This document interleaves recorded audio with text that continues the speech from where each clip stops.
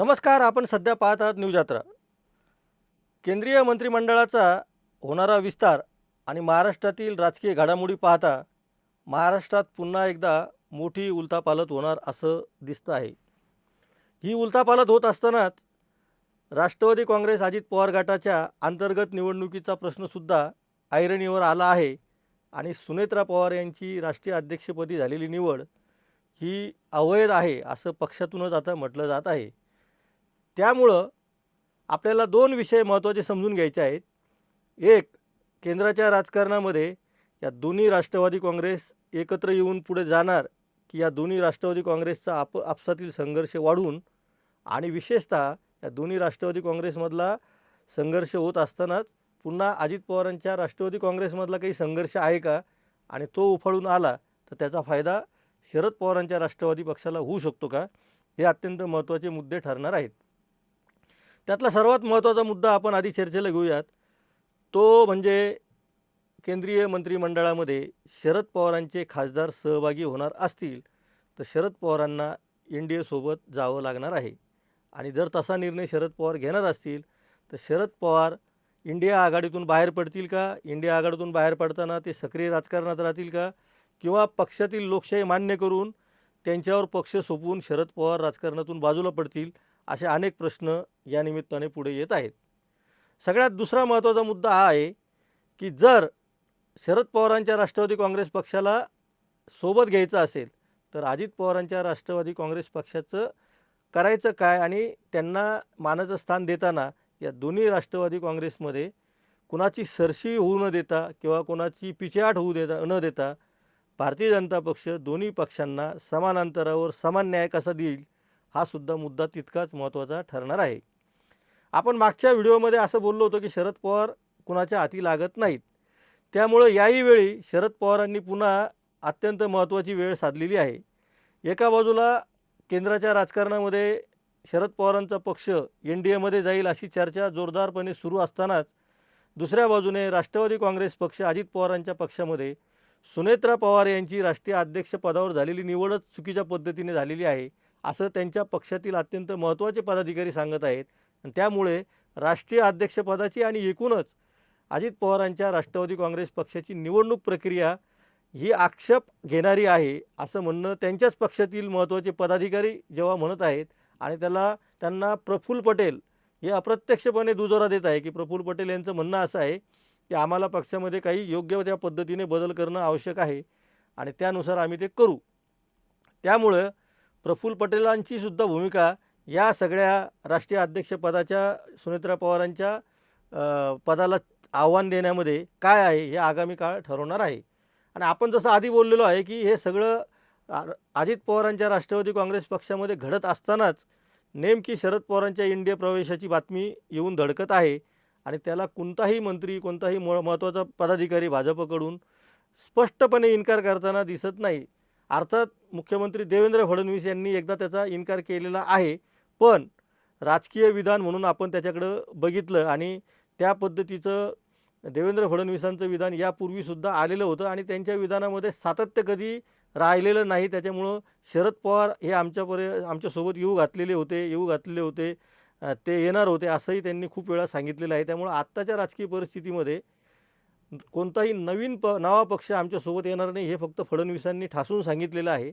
तरीसुद्धा अशी चर्चा वारंवार घडते आहे आणि दिल्लीमध्ये प्रचंड वेगाने घडामोडी होत आहे. आणि अर्थातच एकनाथ शिंदेंच्या पक्षाला किती मंत्रिपदं मिळतील काय मिळतील हा आपण नंतर चर्चा करूयात. पण सध्या या दोन राष्ट्रवादी काँग्रेस पक्षामधून ज्यावेळी निवड करायची वेळ येईल केंद्रीय मंत्रिमंडळाच्या विस्तारात तर शरद पवार गटाचे खासदार यामध्ये कसे सामील होतील आणि होणार की नाही हा कळीचा मुद्दा ठरणार आहे.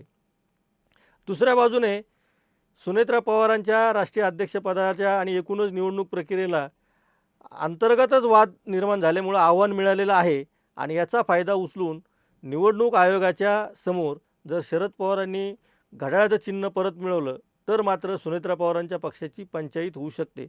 अर्थात शरद पवार असा खेळ करतील का त्यांचा काही भरोसा नाही.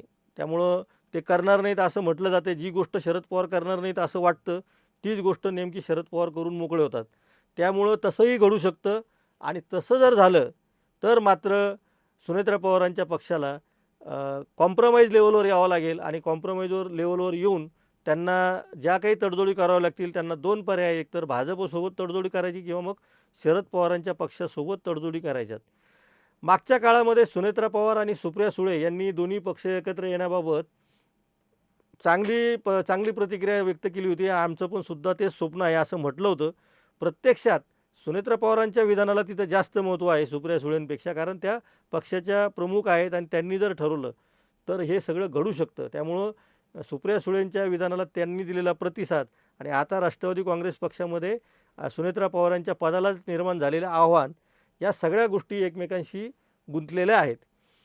सुप्रिया सुळे आणि सुनेत्रा पवारांनी जर समजा ठरवलं की एकत्र यायचं तर मात्र कुठलाही वाद राहणार नाही आणि दोन्ही राष्ट्रवादी मिळून एकत्र होऊ शकतात.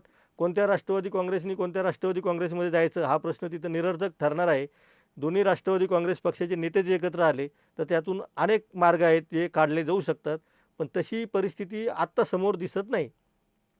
दुसऱ्या बाजूने सुनेत्रा पवारांच्या पक्षामध्ये अंतर्गत जो वाद सुरू झालेला आहे तो थेट राष्ट्रीय अध्यक्षपदाच्या निवडीलाच आव्हान देणारा ठरत आहे आणि या परिस्थितीमध्ये शरद पवारांचा NDA प्रवेश हा चर्चेला जात आहे. त्यामुळं राष्ट्रवादी काँग्रेस पक्ष हा आगामी काळामध्ये आता राष्ट्रीय राजकारणामध्ये चर्चेचा विषय ठरणार आहे. आपण जसं मागच्या व्हिडिओमध्ये सांगितलं होतं की डिलिमिटेशन बिल पास करायचं असेल तर जास्तीत जास्त खासदार NDAला लागणार आहेत आणि त्यामुळे शरद पवारांकडे असलेले खासदारसुद्धा जर आपल्या पारड्यात आले तर NDAला त्याचा फायदाच होऊ शकतो आणि होणार आहे. त्यामुळं सुनेत्रा पवारांना आणि शरद पवारांना NDA कशा पद्धतीने हाताळतो, विशेषतः भारतीय जनता पक्ष कशा पद्धतीने हाताळतो आणि त्यांच्याशी कशा पद्धतीने डील करतो, यावर केंद्राचं राजकारण अवलंबून असणार आहे. केंद्रीय मंत्रिमंडळ विस्तार या दोन घटनांच्या आणि या दोन पक्षाच्या घडामोडींवर अवलंबून आहे हे तितकंच खरं आहे. एकनाथ शिंदे जरी दिल्लीत जाऊन बसले असले, श्रीकांत शिंदेंना मंत्रिपद मिळेल का, हे 6 खासदार आत्ता जे फुटून गेले त्यांच्यापैकी कुणाला मंत्रिपद मिळेल का, ही एकनाथ शिंदेंची फिल्डिंग असली तरी महाराष्ट्रातून मंत्रिपदं देताना जर हे दोन राष्ट्रवादी काँग्रेस पक्ष पुन्हा एकत्र आले तर एकनाथ शिंदेंचं पण गणित पुन्हा बिघडू शकतं आणि या केंद्रातील खासदारांच्या संख्याबळाच्या खेळामध्ये पुन्हा शरद पवारांचा राष्ट्रवादी काँग्रेस पक्ष हा वरचढ ठरू शकतो. कारण दोन्ही मिळून हे खासदार आणि दोन पक्ष एकत्र येणार असतील आणि महाराष्ट्रामध्ये जर भारतीय जनता पक्षाच्या सरकारला नवी ताकद मिळणार असतील किंवा शरद पवारांचा पक्ष या सगळ्या परिस्थितीमध्ये बाहेर राहूनसुद्धा NDA सोबत गेला, म्हणजे बाहेर राहूनसुद्धा त्यांना बाहेरून पाठिंबा डिलिमिटेशन विधेयकापुरता देता येतो, तिथे ॲबसेंट राहता येतं. शरद पवारांकडे असे अनेक पर्याय आहे. त्यामुळे शरद पवार नेमका कोणता पत्ता काढतील याचा काही भरोसा आत्ता तरी नाही. त्यामुळं आता या घडामोडी खूप वेगाने होत आहेत आणि या सगळ्या वेगाने होणाऱ्या घडामोडीमध्ये अर्थातच आता निवडणूक आयोग आणि सर्वोच्च न्यायालयाचा निकाल या दोन्ही पण गोष्टी तोंडावर येऊन ठेपलेल्या आहेत. अर्थात निवडणूक आयोगाचा निकाल हा काही फक्त राष्ट्रवादी काँग्रेस पक्षापुरता येणार नाही, तो शिवसेनेच्या साठी सुद्धा येणार आहे. त्यामुळं धनुष्यबाणाचं आणि घड्याळाचं चिन्ह कोणाला मिळतं, घड्याळाच्या चिन्हाच्या बाबतीमध्ये जर दोन पक्षामध्ये तडजोड झाली तर महाराष्ट्राच्या आणि देशाच्या राजकारणात काय होऊ शकतं, असे अनेक प्रश्न या निमित्ताने निर्माण झालेले आहेत. ही गुंतागुंत वाढलेली आहे. नेमकं काय घडेल कोणालाच सांगता येत नाही. भले राजकीय तज्ज्ञसुद्धा यामध्ये आता बुचकळ्यात पडलेले आहेत आणि त्यामुळं शरद पवारांचा पक्ष आणि सुनेत्रा पवारांचा पक्ष हा कशा पद्धतीनं पुढच्या 2-3 महिन्यामध्ये वाटचाल करतो यावर केंद्राचंही राजकारण अवलंबून आहे आणि राज्याचंही राजकारण त्यावर अवलंबून आहे.